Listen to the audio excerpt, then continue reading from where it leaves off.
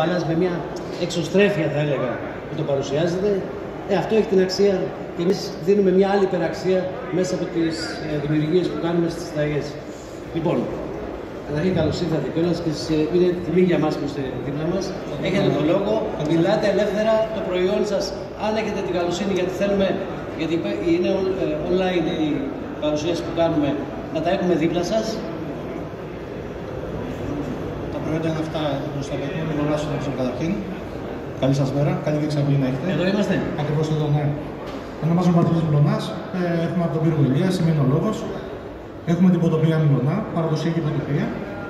Εσείς έχουμε τέταρτη γενιά της ποτοπίας, συνεχίζοντας την παράδοση με νεράκι.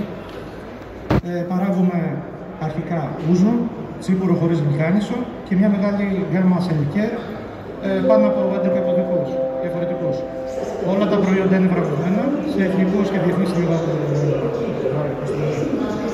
οργανώσεις τέλος πάντων και προσπαθούμε να κρατήσουμε την παράδοση και στην παραγωγή. Έχετε εξαιρετικά προϊόντα και συγχαρητήρια για όλη αυτή την προσπάθεια που καταβάλλετε. Θεωρώ ότι και αυτά έχουν θέση στην γαστρονομία.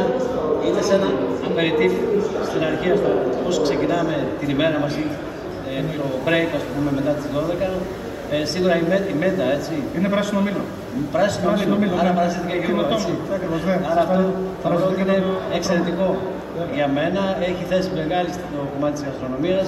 Γίνεται ένας συνδυασμός και στη ζαχαροπλαστική αλλά και στη μαγειρική, σε πολλά dressing. Θα μας βοηθήσουν και οι σεφ σίγουρα παράλληλα με όλα αυτά τα προϊόντα να τα αναδείξουν. Οι σεφ θα χρησιμοποιήσουν το τριαντάφυλλο για την τάρτα που είπαμε πριν. Αυτό εδώ λοιπόν. Και μέσα στη μαγειρική αυτό ακριβώς, ναι. Άρα λοιπόν. Και μέσα στη μαγειρική έχουμε το τσίπουρο. Τα πέτυχα κάπου, ναι. Κάπου θα τα χρησιμοποιήσουμε. Λοιπόν, να είστε καλά, σας ευχαριστούμε πάρα πολύ. Και θα ήθελα να δώσω το λόγο στους επόμενους και αν υπάρχει κάποιος από την περιφέρεια υπεύθυνος